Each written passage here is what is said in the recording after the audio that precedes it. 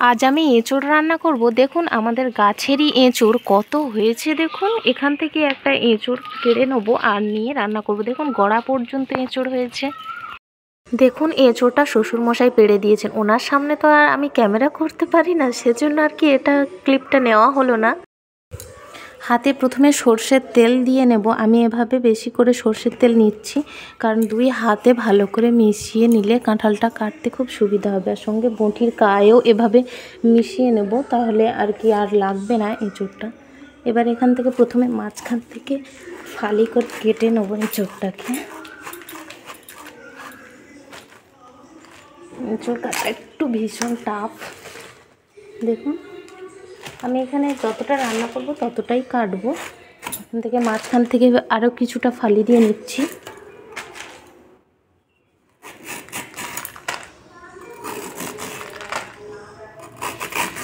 এঁচোড় কাটতে অনেকেই ভয় পায়, কিন্তু এঁচোড় কাটা এমন কিছু কঠিন কাজ বলে তো আমার তো মনে হয় না। দেখুন কত সহজেই এঁচোড়টা কাটা যায়। অবশ্য আমাদের এই এঁচোড়টা খুবই ভালো এঁচোড়। আমাদের অনেকগুলো কাঁঠাল গাছ আছে, তার মধ্যে এই এঁচোড়টাই খেতে বেস্ট আর কি। এত ভালো এঁচোড়, কচকচে, অনেকটাই কচকচে এঁচোড়টা।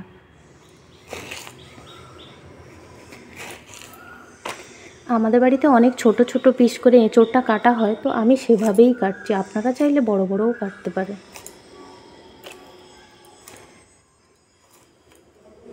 কেটে এভাবে একেবারে জলে দিয়ে দিচ্ছি আমি।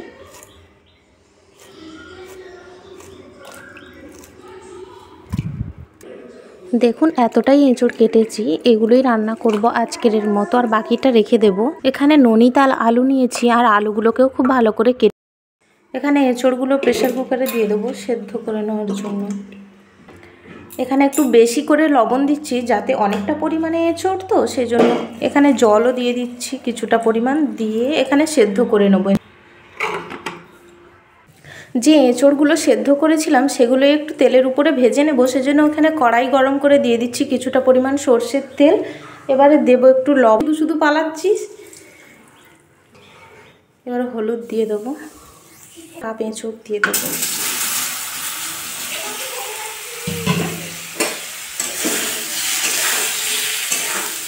অল্প অল্প করে এঁচোড়টা ভাজবো, তাহলে এঁচোড়টা ভাজাটাও খুব ভালো হবে। এখানে এঁচোড়গুলো ভেজে নিয়েছি, দেখুন কতটা লাল লাল করে ভালো করে ভেজেছি আমি। এখানে কড়াই গরম করে দিয়ে দিচ্ছি কিছুটা পরিমাণ সর্ষের তেল। এখানে বেশি পরিমাণে লাগবে তেলটা। তারপরে এখানে দিয়ে দিচ্ছি শুকনো লঙ্কা, একটা শুকনো লঙ্কা মাঝখান থেকে কেটে দিয়ে দিয়েছি। তারপরে এখানে দিয়ে দিচ্ছি পেঁয়াজ, একটা বড় সাইজের পেঁয়াজ আমি এখানে কেটে নিয়েছি।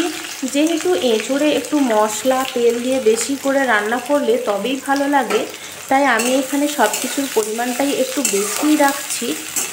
এখানে পেঁয়াজগুলোকে ভেজে নেব খুব ভালো করে। পেঁয়াজটা এখানে খুব ভালো করে ভেজে নিয়েছি। তারপরে এখানে দিয়ে দিচ্ছি আদা রসুন, যে গ্রাইন্ড করেছিলাম মিক্সারে, সেটাই এখানে দিয়ে দিচ্ছি। এখানে অনেকটা পরিমাণ, আমি এখানে আদা রসুন 4 চামচ পরিমাণ দিয়েছি। তারপরে এখানে দিয়ে দিচ্ছি হলুদ গুঁড়ো, তারপরে দিচ্ছি এখানে লঙ্কার গুঁড়ো 1 চামচ করে দিচ্ছি আমি সব কিছুই এখানে। তারপরে এখানে দিয়ে দিচ্ছি জিরে গুঁড়ো। জিরে গুঁড়োটা একটু কম দিয়েছি, হাফ চামচের একটু বেশি। তারপরে এখানে আদা রসুন যে মিক্সার গ্রাইন্ডার ধুয়ে যে জলটা ছিল সেটাই এখানে দিয়ে মশলাটাকে খুব ভালো করে কষিয়ে নেব। মশলা কষানোর পর যখন এখানে মশলা থেকে তেল ছেড়ে দেবে, তখনই আমি এখানে দিয়ে দেব সেদ্ধ করে রাখা ডাল আর আলুটা এখানে দিয়ে দেব। দিয়ে এখানে ডালের সঙ্গে বেশ কিছু সময় ধরে একটু কষিয়ে নেব মশলাটা। এখানে ডালের পরিমাণ অনুযায়ী আমি এখানে লবণও দিয়ে দেব। যেহেতু এঁচোড় ভাজার সময় লবণ ব্যবহার করেছি, তাই এখানে শুধু ডালের পরিমাণ অনুযায়ী আমি লবণটা দিলাম। তারপরে আমি এখানে দিয়ে দিচ্ছি ভেজে রাখা এঁচোড়গুলো, দিয়ে খুব ভালো করে বেশ কিছু সময় নেড়ে চেড়ে একটু কষিয়ে নেব আমি এখানে। কষানো হয়ে গেছে, এবার আমি দিয়ে দেবো পরিমাণ মতো জল। আর আমি এটা এঁচোড় ভাজার পরে এখানে গরম জল করেছিলাম ওই কড়াইতে, সেই জলটাই আমি এখানে ব্যবহার করছি। আমি এটা খুব বেশি জল দেব না, যেহেতু আলুও সেদ্ধ হয়ে গেছে এবং এঁচোড়ও সেদ্ধ, সেই জন্য খুব কম পরিমাণ জল দিয়ে আমি এখানে খুব ভালো করে ফুটিয়ে নেব।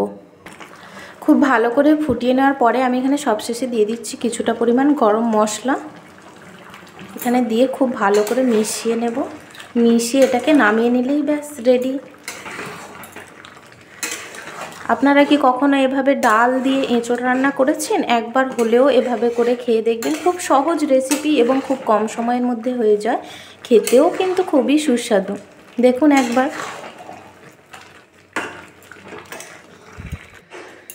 চলুন আজ আমি আপনাদের সঙ্গে একদম নতুন, দেখুন, ডাল দিয়ে এঁচোড়। এঁচোড় তো চিংড়ি মাছ দিয়ে খেয়েছেন কিংবা মাংস দিয়ে, কখনো ডাল দিয়ে এভাবে করে রান্না করে খেয়ে দেখেছেন? দেখতে যত সুন্দর, খেতেও ততই সুস্বাদু। অবশ্যই আমার রেসিপিটা ভালো লাগলে এভাবে একবার হলেও ট্রাই করে দেখতে পারেন। একদম নতুন একটা রেসিপি।